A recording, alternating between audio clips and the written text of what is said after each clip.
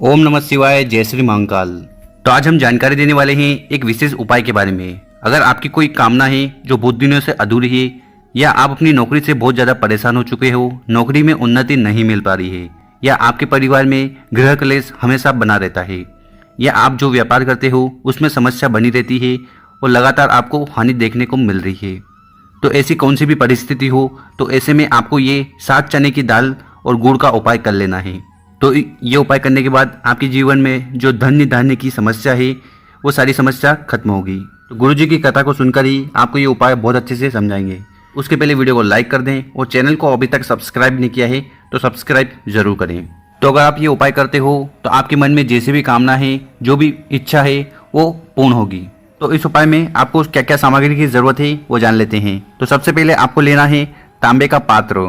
तांबे का पात्र ले लीजिएगा, मतलब कि 1 लोटा ले लीजिएगा, और उसमें आपको अपने घर से ही जल को भर लेना है। गुरुजी बताते हैं कि जब भी हम शिवलिंग पर जल समर्पित करने जाएं तो हमें हमारे घर से जल को ले जाना चाहिए। तो इससे हमारे घर के जितने भी दोष हैं, समस्या है, वो खत्म होती है। इसके बाद जो अगली सामग्री हमें लेनी है वो है गुड़। तो यहाँ पर आपको एक गुड़ का टुकड़ा ले लेना है, और ये जो गुड़ का टुकड़ा आप लो, ये बड़ा लेने की ज़रूरत नहीं है। तो अगर आप छोटा टुकड़ा भी लेते हो तो भी काफ़ी है। इसके बाद जो अगली सामग्री है वो है चने की दाल। तो ये वही दाल है जिसकी हमारे घर पर सब्जी बनती है। तो आपको कितनी लेनी है? 7 चने की दाल ले लेनी है। और ध्यान रहे कि ये चने की दाल कहीं से भी खंडित नहीं होनी चाहिए, आखी होनी चाहिए, पूरी होनी चाहिए। अब आप सोच रहे होंगे कि चने की दाल क्यों लेनी है।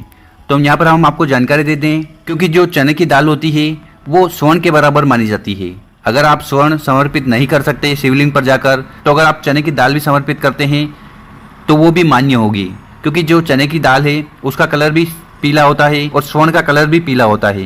और चने की दाल का प्रयोग करने से भगवान भोलेनाथ बहुत जल्दी प्रसन्न होते हैं। देखिए दोस्तों, इन सारी सामग्री को लेकर क्या क्या चने की दाल, 1 लोटा और गुड़, इन तीनों सामग्री को लेकर आपको पहुंच जाना है शिव मंदिर। शिव मंदिर पहुंचने के बाद आपको सबसे पहले नॉर्थ डायरेक्शन, उत्तर दिशा की तरफ मुंह कर खड़े हो जाना है।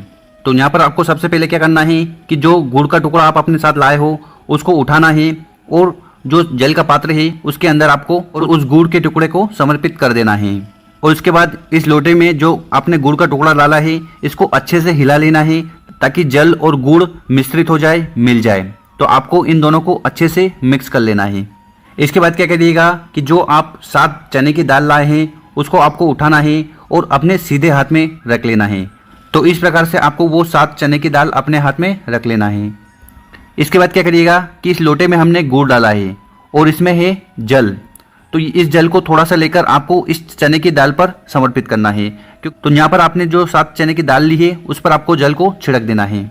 अब 7 चने की दाल आपके हाथ में है, तो आप क्या करिएगा कि उसको हाथ में रखते हुए आपको बृहस्पतिश्वर महादेव का मन में स्मरण करते हुए आपके जीवन में जो भी असफलता चल रही है, मेहनत करने के बावजूद भी आपकी नौकरी नहीं लग पा रही है, या फिर मेहनत करने के बावजूद भी आपकी तरक्की नहीं हो पा रही है, या फिर ऐसा कोई कार्य है जिसमें आप बहुत ज़्यादा मेहनत करते हो पर सफल नहीं हो पा रहे हो, तो उस कार्य को सफल बनाने के लिए आपको महादेव जी से प्रार्थना कर लेनी है।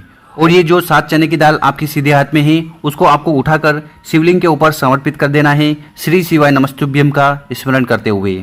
इसके बाद दोस्तों, जो कलश है जिसमें आपने जल भरा था और फिर गुड़ का टुकड़ा डाला था, उस लोटे को उठाकर आपको शिवलिंग के ऊपर समर्पित करना है। तो पहले आपने दाल समर्पित करी है, अब आपको लोटे को समर्पित करना है। तो गुरुजी कहते हैं कि जब भी हम शिवलिंग पर जल चढ़ाएं तो उस जल की धार इतनी धीरे होनी चाहिए कि हम आराम से 7 बार या 11 बार श्री शिवाय नमस्तुभ्यम का स्मरण कर लें। इसके बाद क्या करिएगा कि जब आप यहाँ पर जल चढ़ाओगे तो वो जल बहता हुआ नीचे की तरफ आएगा। तो यहाँ पर आपको अपना सीधा हाथ रखकर उस जल को रोक लेना है और अपने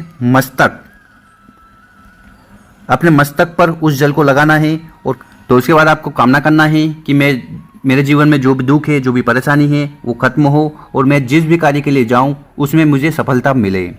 तो गुरुजी कहते हैं कि अगर आप ये उपाय कर लेते हो तो आपको प्रत्येक कार्यों में सिद्धि प्राप्त होने लगती है, और आपके जो भी काम हैं वो सीधे होने लगते हैं, और उसमें आपको उन्नति मिलने लगती है।